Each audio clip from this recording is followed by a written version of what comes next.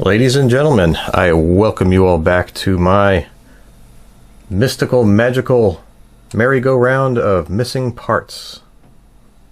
Where the faster you spin it, the lighter each reel gets, and the more parts go missing. So this is what you guys are here for. This is the new Tranx 400. They also have a 300 version and a high gear version. This is the 5.8 to 1 gear ratio, and I'll show you what we're going to be comparing it to today. To its left, I have a Lexa HD 400 and 300, both a 7.1 to 1 gear ratio high speed version. We have the original Tranx high gear, Tranx 500, and a 6.6 to 1 gear ratio. And finally, we have the Revo Toro Beast from Garcia and a 4.9 to 1 gear ratio, size 50.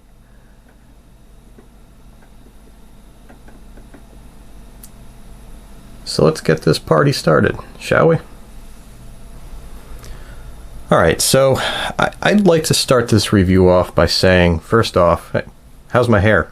You can see my reflection in the Antares. I want to start this off by saying there is no bias being brought into this review at all whatsoever. The only bias is that I'm looking forward to the Tranx being an excellent reel.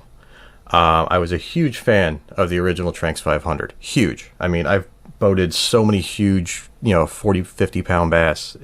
And it just makes short work of them. It's also allowed me to fish certain ways in certain places that I couldn't using an Avit or a round reel or any of the slow reels out there. Being able to pick up almost 4 feet of line really kind of changed how I could fish. And not having to worry about leveling the line with my thumb meant I can really burn heavy payloads back without having getting it hung up at all. So I was saving money immediately, not having to replace 6-ounce bank sinkers and 10-0 hooks every time I decided to wind up. That being said, I've tended in the past to gravitate towards Daiwa baitcasters and Shimano spinning reels. I also want to say that in the past I have used quite extensively and enjoyed top reels from Garcia, which you'll see here, which is an MGX. I even opted to put a Bait Finesse Special spool, or sorry, a BFS spool in that reel as well. That's a $100 upgrade. So I wasn't going to throw $100 at a reel that I didn't like. So $400 Abu MGX with a $100 spool, that's an investment. And it was an investment that I still fish today and I enjoy. So out of all the brands on the table, I don't have any loyalty. So once we get past this, I just want you guys to be 100% certain. What I find in all these reels, it's through what I've used through my past experiences, what I've experienced through my time spent on the water, and what I've experienced through servicing hundreds and hundreds of reels over the years. So I think I can make some educated guesses. I have some expectations after already having the reel apart. I've seen some shortcomings in some of the other reels on the table. And yeah, so that was longer than I wanted it to be. So let's get right to it, all right? And I'm going to get all these fancy reels off the table. Starting with the Tranx 400, just to let you know, I cheated and took all the screws and handle retaining nuts out. And I just want to start off by saying that if you're working on this reel, do make sure you use a good quality screwdriver. The screws on the new Tranx are pretty small. So I'm using a PZ0 Posi drive from Wera. It grips these spectacularly. That's what I would recommend. I generally use Posi drives on all my fishing reels now, and all the other reels on the table you can use size 1s. Alright, so that said, let's take a look at what Shimano has here in store for us with the new Tranx. When you take the handle off, that's what you're greeted to. Their first seal of the Core Protect. Interesting kind of setup. Since Shimano uses that tension spring to keep the drag star situated in the same spot as you tighten it and loosen it, it also allows this seal to work effectively. So as you tighten the drag, the star is basically to stay stationary. This threaded plunger is going to press down on the drag stack. So Shimano here, from the top down, has added this seal. It compresses against the actual handle, so that seal keeps water out from the top. The drag star doesn't move, just turns, just like what I'm doing here. And then you're graded to the second seal.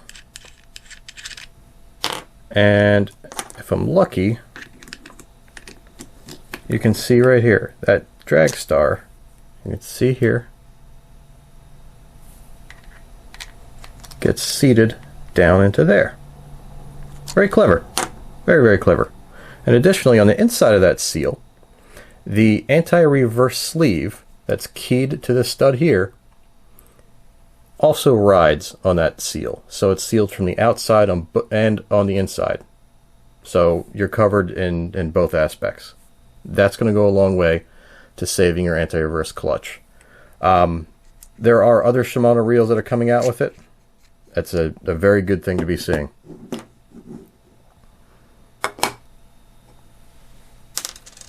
And as you can see here, it's that single lip and single lip here. Now, out of the box, there was a kind of a textured finish to it. It kind of looked like it was a residual or an adhesive. That's my guess. I'm sticking with it. But that's an excellent feature on the reel. There are also other seals on the reel, and we'll get to that as we move along. Nothing fancy as far as removing the handle and getting down to the top end of the anti-reverse clutch on the Lexa or the original Tranx. Only thing to take note of on the Abu is they use a retaining C-clip on the top here, and they use 2 cupped Belleville washers in addition to 2 other smaller diameter Bellevilles as well.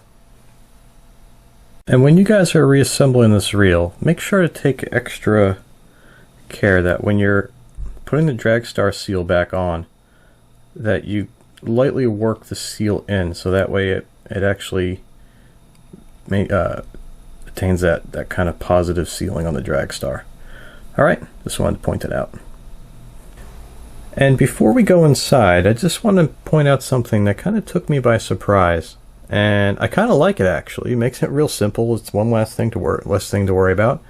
And if you look here, you have the tensioning nut that applies pressure to this little soft metalish bushing with a little anti-friction coating on it, and it pushes down onto the anti-reverse sleeve, in turn increasing or decreasing the drag. Generally speaking, at some point there are compression washers, whether they're cupped washers or just standard Bellevilles that you see all over the place in all sorts of baitcasters. They don't have them on this reel, and the schematic shows that they're not incorporated as well. I was pulling my hair out. I'm like, did I install these Bellevilles on another reel? Did I accidentally drop them? I was scratching my head pretty good. Turns out they're indeed not even on this reel. So that's not going to have any bearing at all whatsoever on the maximum drag. I am curious how it affects its linearity. It's not going to have any real effect on its smoothness. It shouldn't anyway. But going from, like, say 3 pounds to 10 pounds to 25 pounds, is that all going to be done within like a quarter turn? That's fine by me, as long as it has a little bit of gradation to it. It's also something that kind of alleviates that one extra step at the end of the reel repair. That how do you want to incorporate your Bellevilles? Do you want to have inverted parentheses? Do you want them have them nested so that it's a quicker take up? To get the max drag. Hey, you know what? Having it out, as long as it actually does offer some linearity and drag, I'm all for it. All right, let's get inside. Moving back to the Tranx 400, just want to cover one thing real quick. This seal, as I mentioned, the adhesive, it is glued in.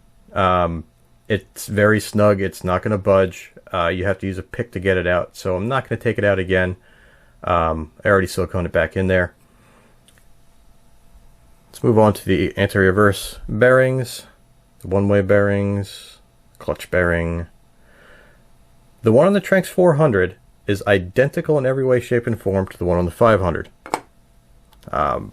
It's not a name-branded or readily visible name-branded clutch. I'll pop open the side plates on the Lexas. You can see their clutches and clutch sleeves. The 400 was kind of tricky. There we go.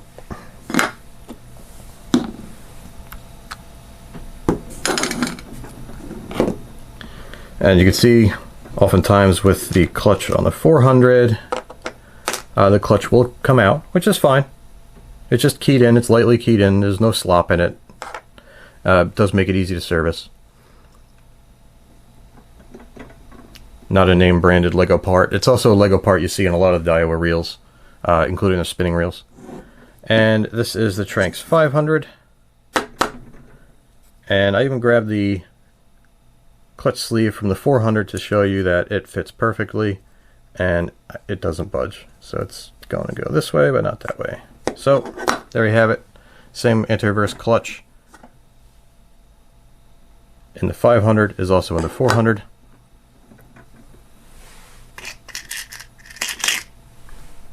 And what do we have here for the Abu? Let me get this side plate cover off. There we go.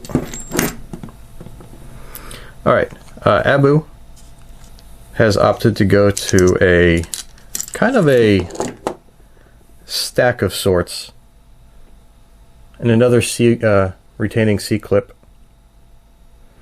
The black is the anti-reverse sleeve, which is compressed by the one-way bearing. It's the largest of the diameters, largest in diameter of all the others. It's a little shorter. Can't find anything wrong with that. Although I'm not the biggest fan of C-clips. The fewer the merrier.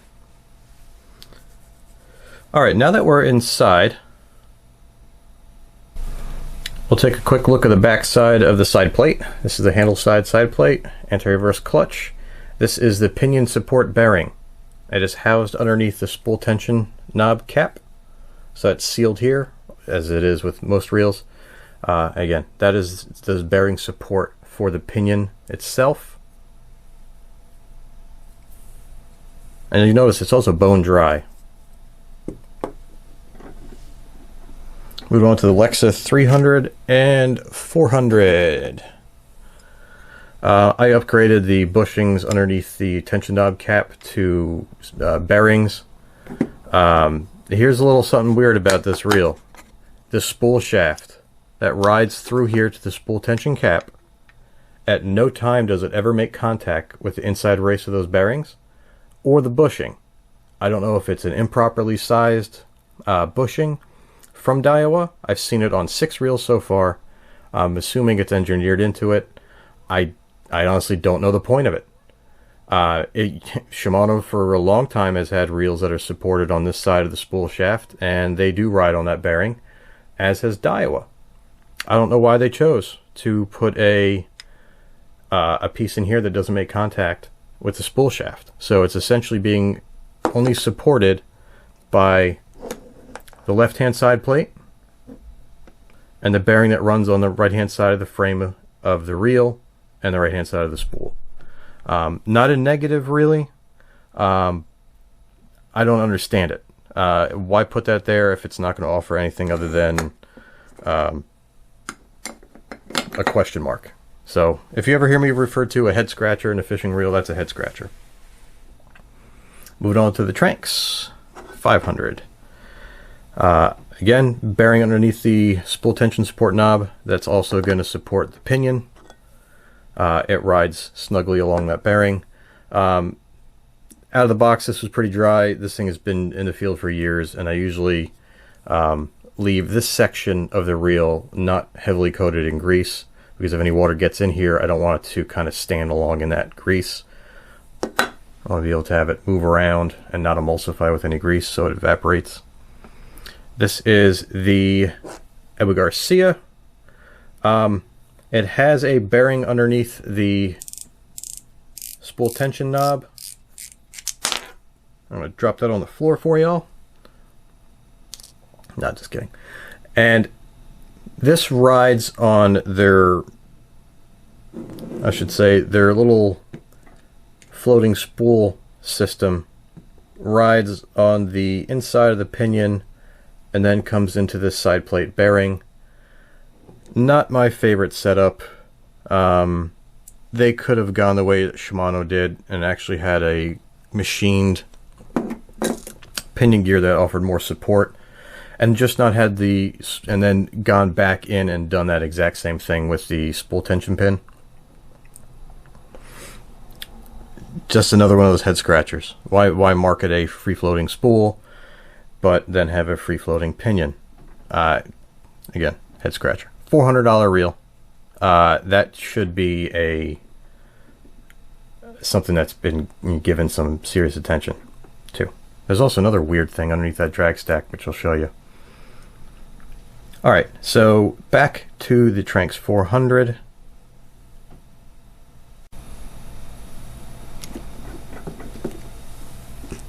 Also have Shimano's pinion.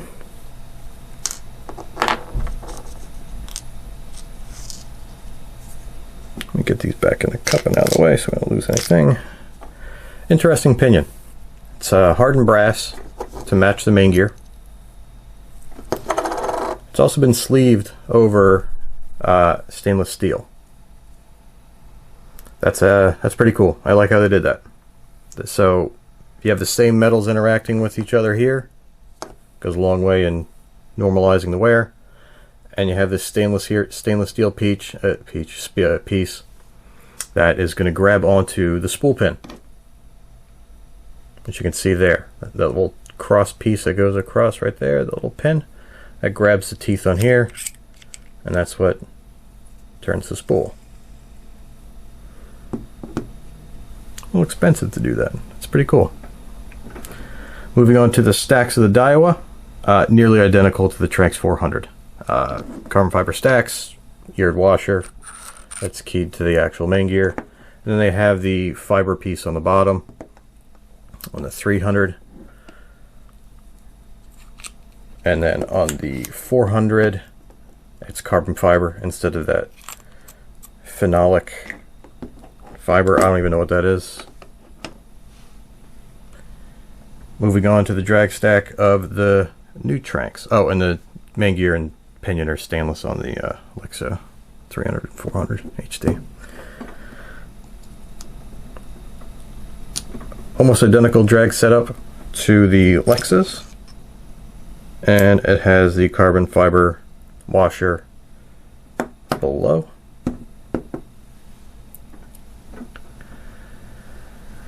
Okay, here's the Abu. Yeah. This one is a little bit more involved and requires a little bit of explaining to do on it. So, what did Abu do here besides drop it on the table? Everything in the stack is keyed.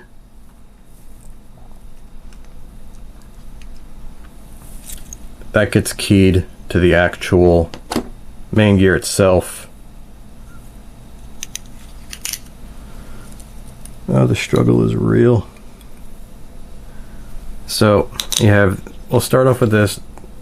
These washers are non-greased, bone dry.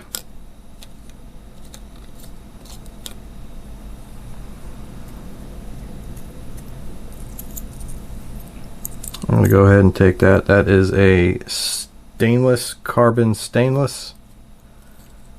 I hope that's stainless. It looks like it's stainless. And you have this piece that the washers are all keyed to. Another one, and then the top of the stack. And when you take the anti-reverse sleeve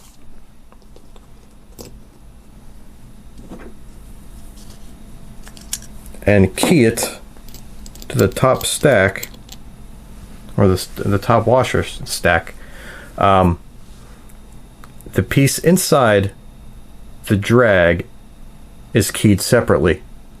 And when you combine that with the bottom piece here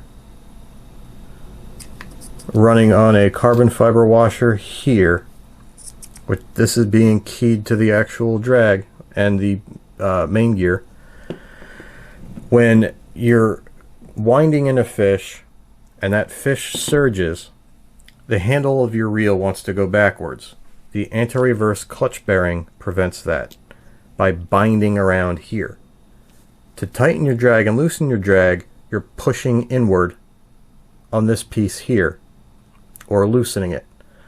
When a fish is running and it's bound in that anti-reverse reverse clutch bearing, not only does it prevent it from going backwards and rotating backwards, it locks it from moving in or out.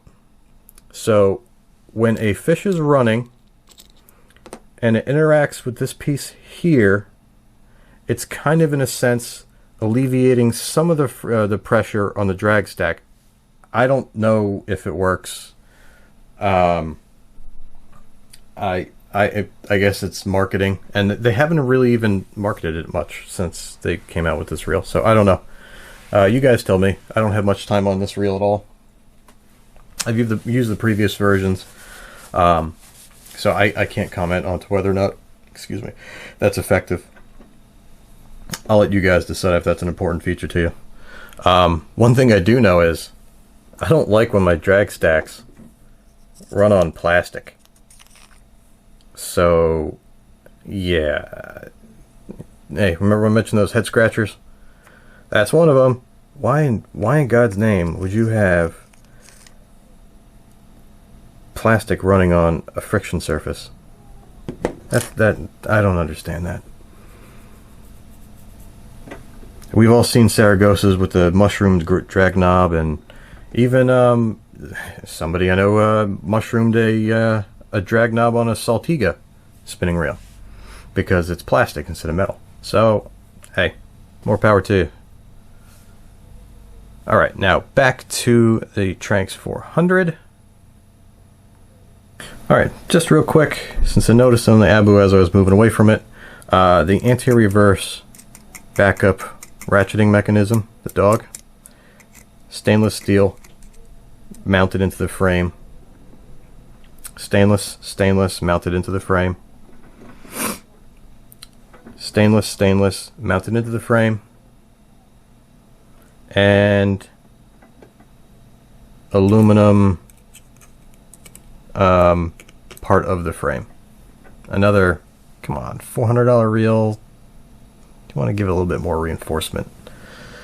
You don't want it to fail in the first place, but if it does, you kind of want it to have a little more. Because that shock, if you've ever used the old Penn spin fishers, that when that rotor goes back and it smacks against the dogs, it absorbs a lot of brunt and a lot of force. That's kind of why these are kind of reinforced, a little overbuilt, which is also why there's two of them on the Tranx 500. Alright, let's move on to the thumb bar and its action. This is the Tranx 400. You can see here, this is going to engage with this cog here. So when you turn the handle, it's going to push that outward. See how it goes in? Turn the handle, pushes that outward.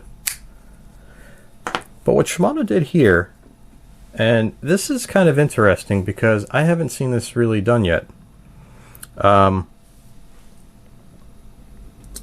me grab my screwdriver. Now, if you look here, I already disassembled the Tranx a little bit further than the other ones. And, you know, this is the spring that we all run into when we're working on bait casters. That's located right down here. All right, and you'll see on both the Abu down here and Lexa over here, and yeah, the Lexa 400 right over here. So if you look at that, with these bigger reels, you're throwing bigger baits, and some of these reels have those non-counterbalanced power handles. Even if they are counterbalanced, they do have longer handles, bigger knobs, and a hard cast, if it's not a fluid motion, could technically prematurely engage the reel. That's why they have a secondary spring up here up top and up here on the Abu. That kind of makes it a little harder to accidentally trip that reel or engage that reel. Now what Shimano did differently on this and compared to the other ones, and it really, in my opinion, is far superior. If this is a concern that you guys have, Shimano definitely addressed it. So if you look here, there's a little bit of a valley, a little bit of concave portion, and then a very rectangular portion right here. And in addition to that standard spring that all baitcasters generally have, especially the low profile ones, there's this little caged off piece here. And I'll see if I can get in there without moving anything around.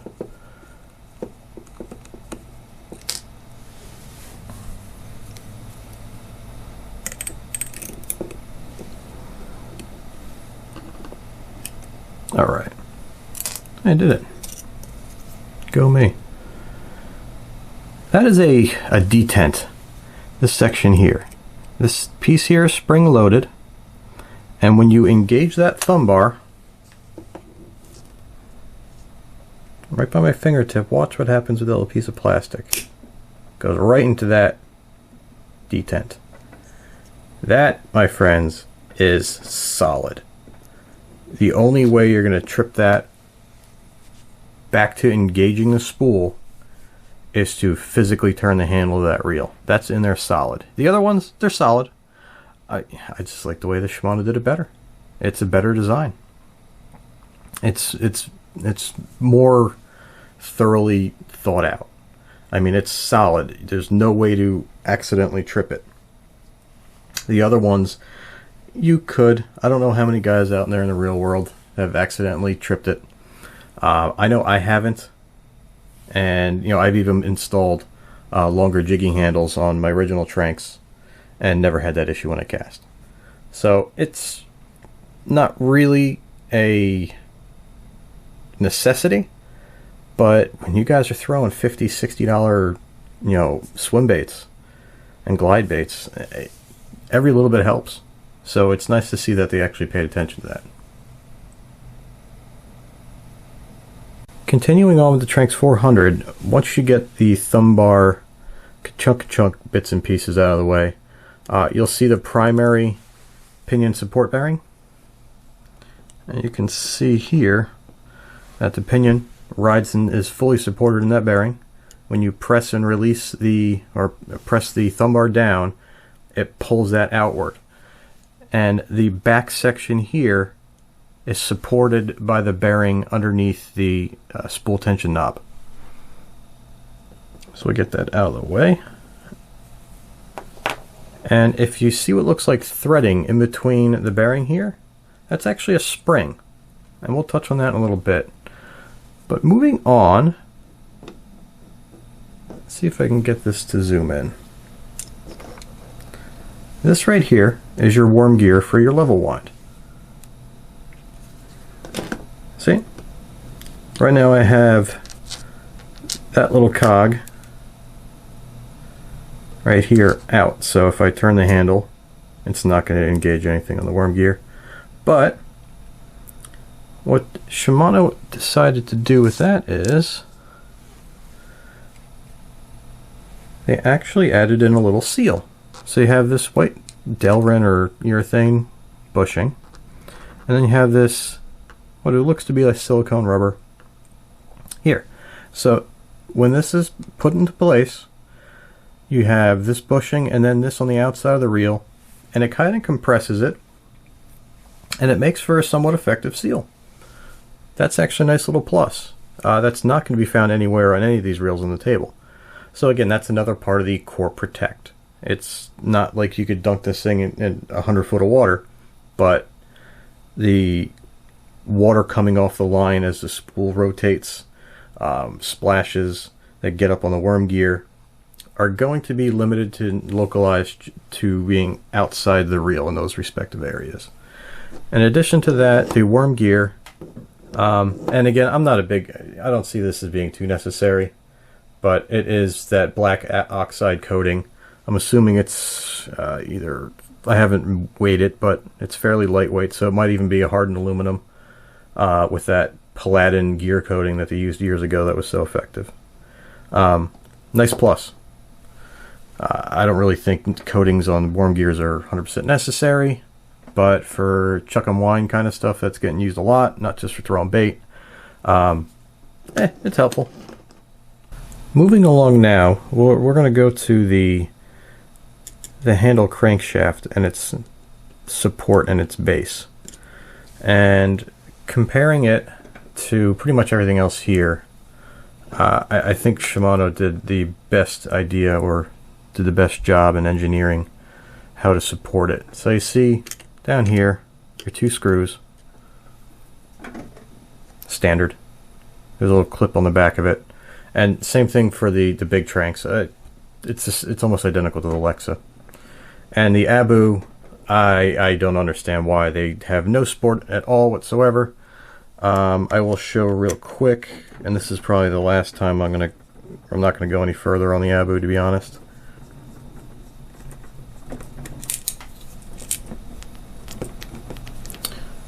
And this piece here, it's not very well sized. There's quite a lot of play as it rides on this bushing here. Initially I thought that bushing spun on the actual aluminum, but it's the bushing here, this metal bushing gets locked in place once you tighten down that screw, and then the plastic runs on that metal portion. But if you look, there's nothing even holding that in, nothing at all whatsoever. There is a secondary C-clip on the inside of the anterior reverse one-way bearing that keeps that all situated. And if you look, they even have the screws and the studs here for the cheaper version of this reel that doesn't have that fancy over-engineered drag. So I don't understand why they didn't go along and support it. Hey, I'm not an engineer, and I don't even know if Abu was, because this a lot of the Revo reels are OEM'd.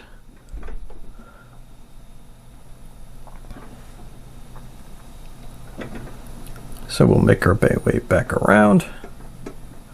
If you look at how the Tranx did it, you have 3 screws supporting it, and 2 is enough. So the way the Lexas are supported is perfectly fine. The reason why Shimano needed 3,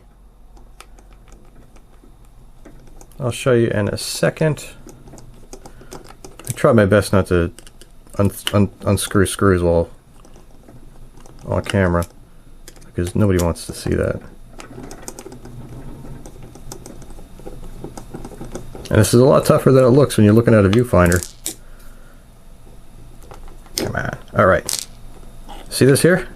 No, you don't, because it's off camera. This. Simplest little thing. 10-cent O-ring.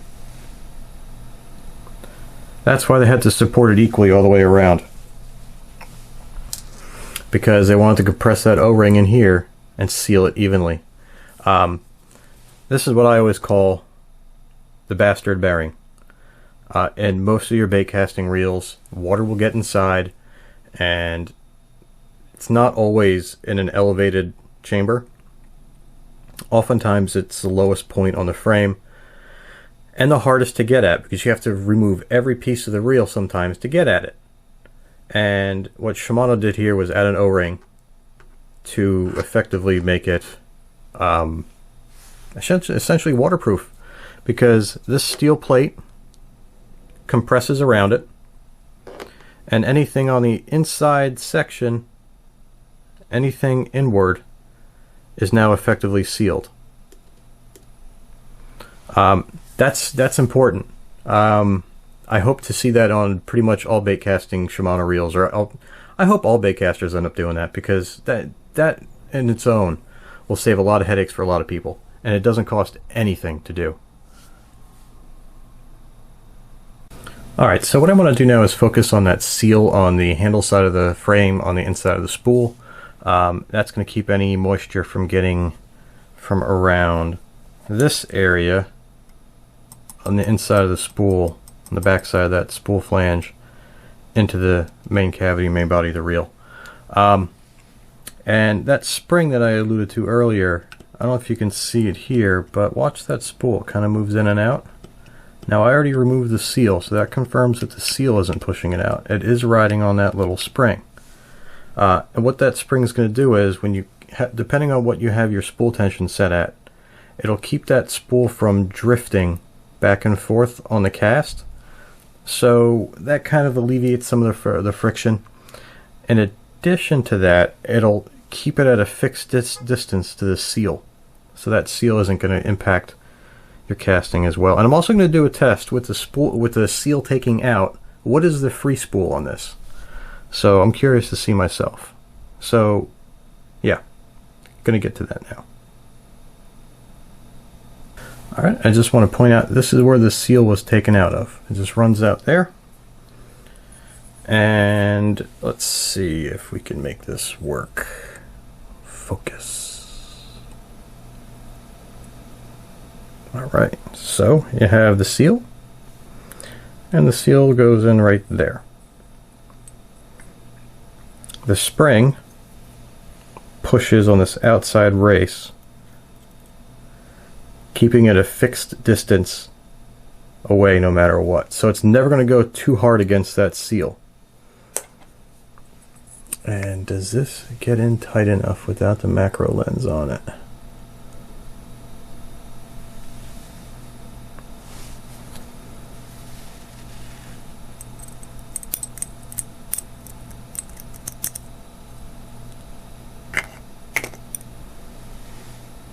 So that seal runs right on that chamfered edge on the inside of the spool. And it looks like just the lip of that seal hits that edge. So it's not like the whole portion of the mating edge of that seal is impacting the spool. So that's cool. I'm curious to see how it affects free spool. So what I'm going to do is I'm going to put some of it back together and see what kind of free spool times we can get. And with the way these reels are put together, with the way Shimano supports their spools, I don't have to put it back together that much. So it should only take a second. Alright, this is the free spool test without the seal. So this empty spool is running on just the ball bearings itself. All brakes are turned off.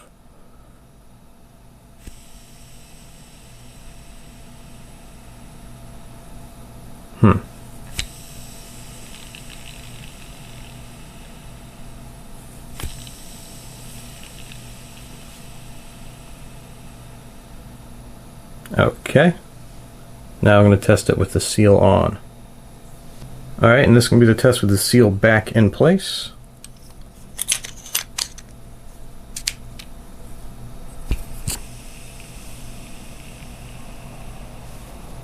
Oh, I should spin it the same way to the other one. I'm not really noticing anything. Initially I thought maybe when I spun it without the seal, I thought maybe, I'm like, uh-oh. Maybe it does impact it, but it doesn't seem to be. That works. I'm good. I wonder if it actually does impact or actually make contact with that flange when it's seated. I'm almost willing to bet that it's designed to keep water from coming from back around and then working its way like back into the bearing of the spool. I don't think it actually makes contact with the spool. I don't even hear it.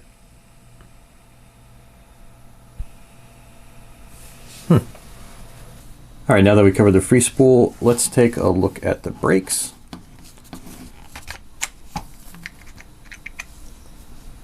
No surprises here. It is the standard centrifugal brake that Shimano's employed for, as long as I can remember. And if anybody is concerned about the fact that the side plate does detach completely, I posted up a video on how to make a quick lanyard. This really is only going to apply to kayakers. As seldom as you'll actually have to go and adjust the braking, because you do have the spool tension adjustment knob. I do get that certain situations, yeah, you're going to have to kind of get in there. And if you're a kayaker, I can see that being a concern. And since this reel is going to be such a spectacular kayak reel with its water resistance in certain spots, yeah, the tether may actually be beneficial, and it's really easy. All you do is wrap 40-pound braid around this brake on the back side, loosen up this screw, slide the braid in, tighten it up, you have your tether. No way it's going to fall off.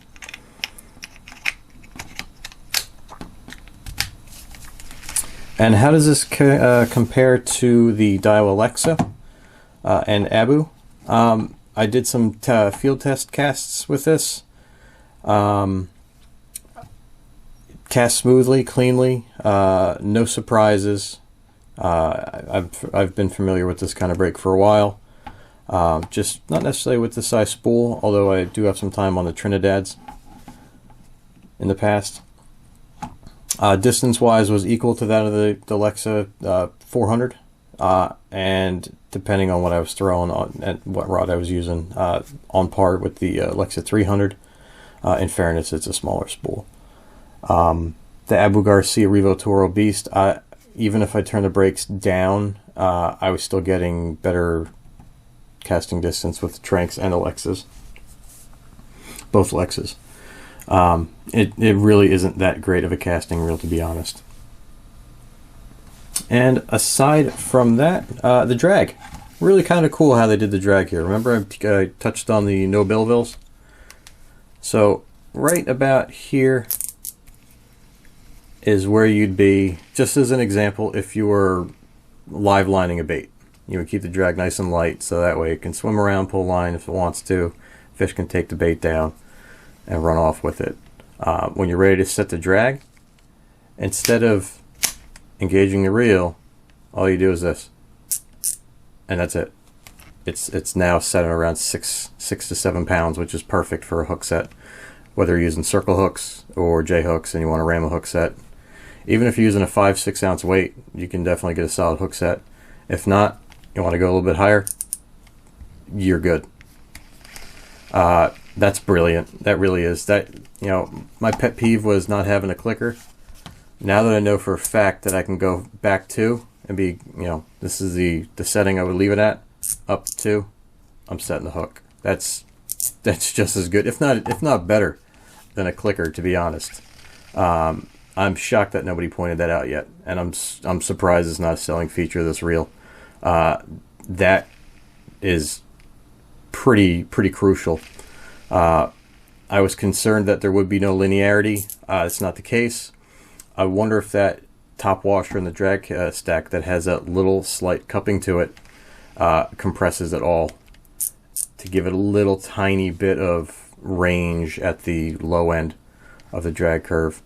Other than that, I don't see, man, I can't see this thing not being a spectacular reel. It's gonna perform.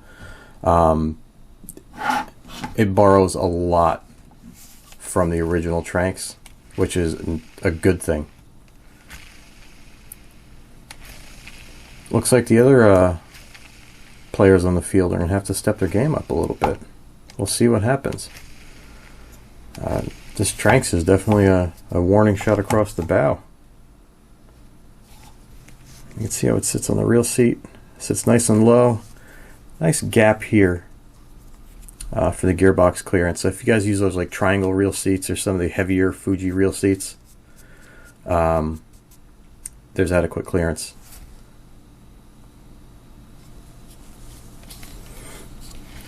And as far as, one more thing about the drag, 18 pounds is what I pulled at smoothly.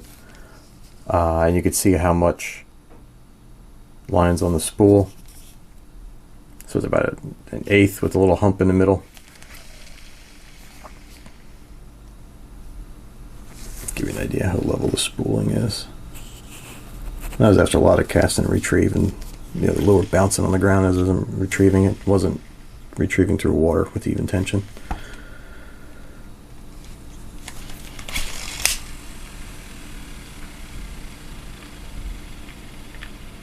Not bad. Stock bearings, stock oil. I did notice that the left side plate bearing is greased from the factory, not oiled. Do with that information as you may.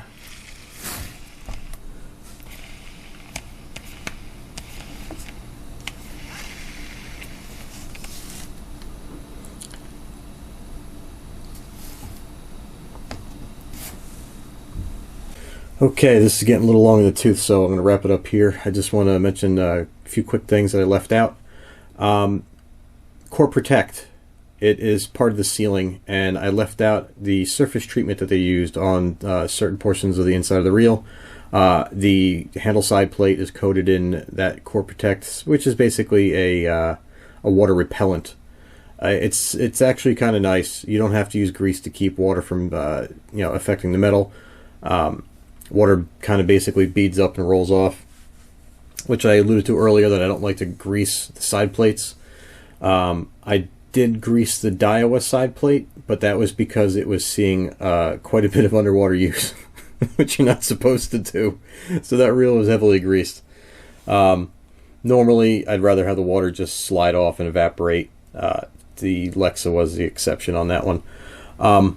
Additionally, the drag on the new Tranx, I would not recommend fishing that reel at 18 pounds.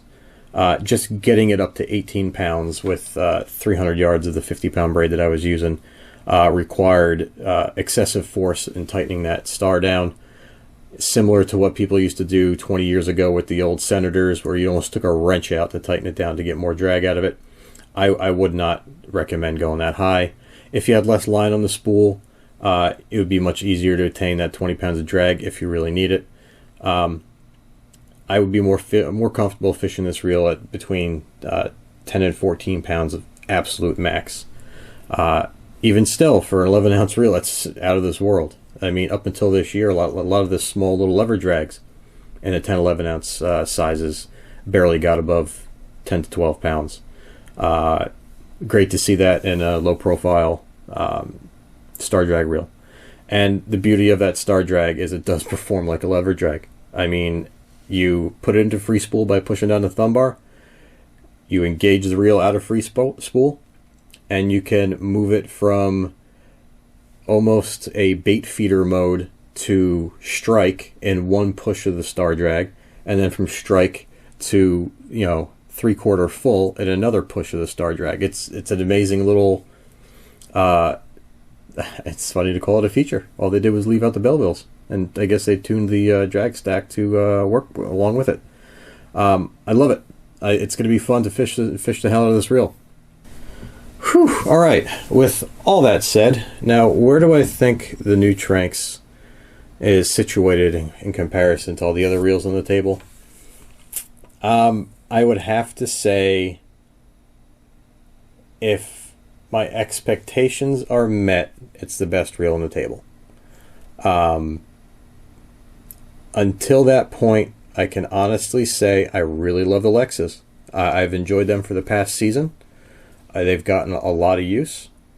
I also enjoy the giant Tranx, but casting heavy payloads with a large spool, if you don't have gorilla hands, it kind of wears on you after a while. It's easier for me to hold the spool when I'm casting an 8-ounce payload with the Lexa. Some of you guys may not have that problem.